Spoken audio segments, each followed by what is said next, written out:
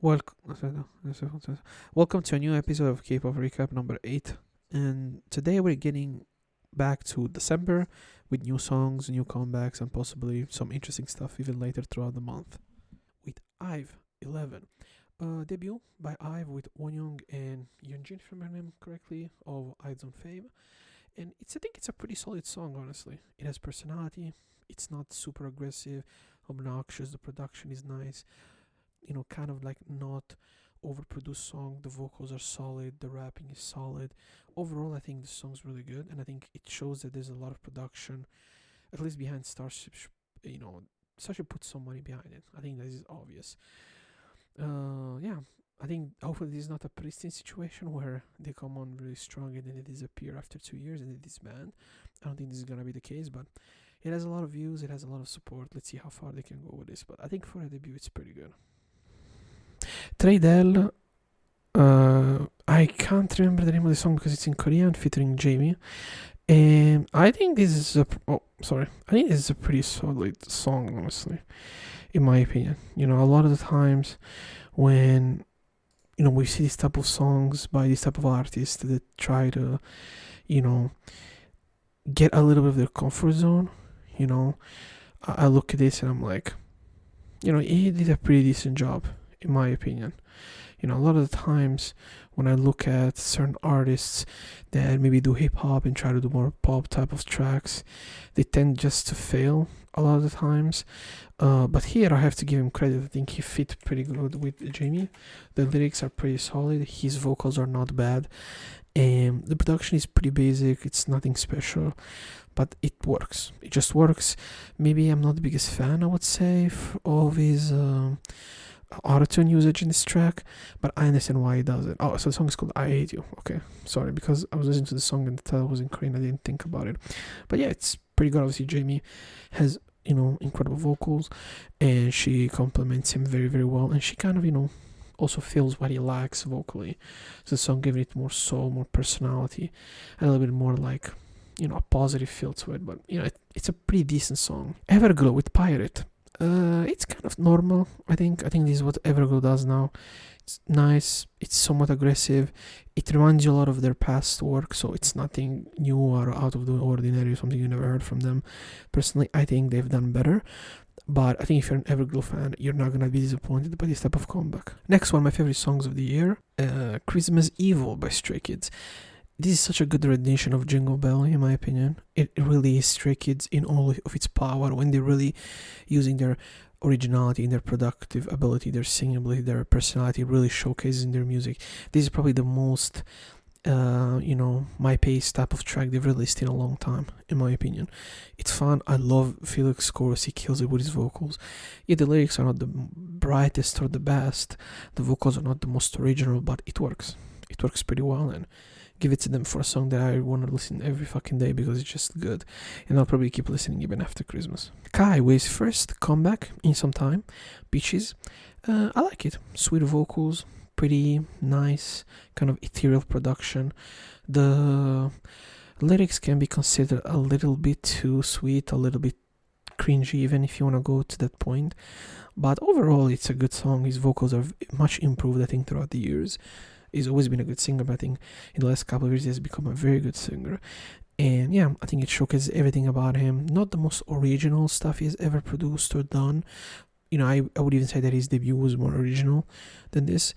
But this is, I think, a better song overall, even though I prefer his debut. Next we have another Stray Kids song, Winter's Fall. And this is the opposite for me from Christmas Evil.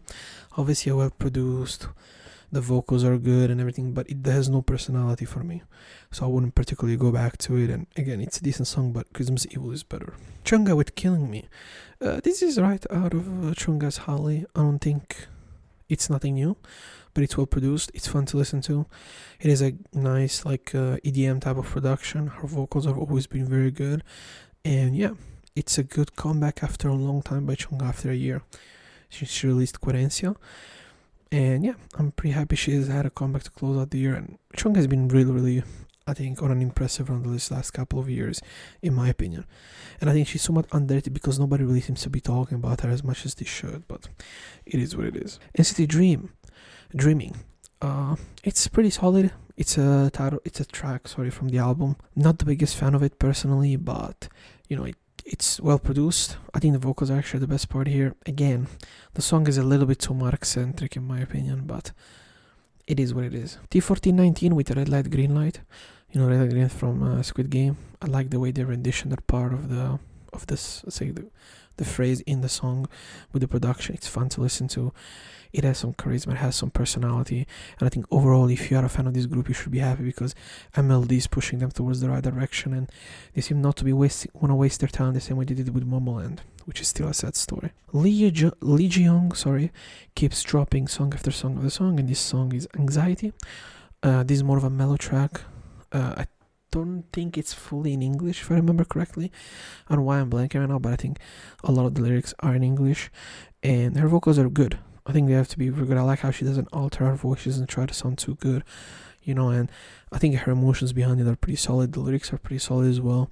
Production-wise, I think it could have been better, but I think her experimenting stuff out of her own comfortability, it's to be lauded, and I think it's to be applauded because most people in the hip-hop sphere, they're scared of going towards this direction, in my opinion, and she's been going in it, and curious to see what she's going to do next with this type of sound. ONF with Goosebumps. It's a decent track. It's really just a decent track for me. Nothing really memorable about it. Signature with Boyfriend. I think another mediocre track by Signature. I haven't really been enjoying Signature's even album. I didn't like that much, but it is what it is.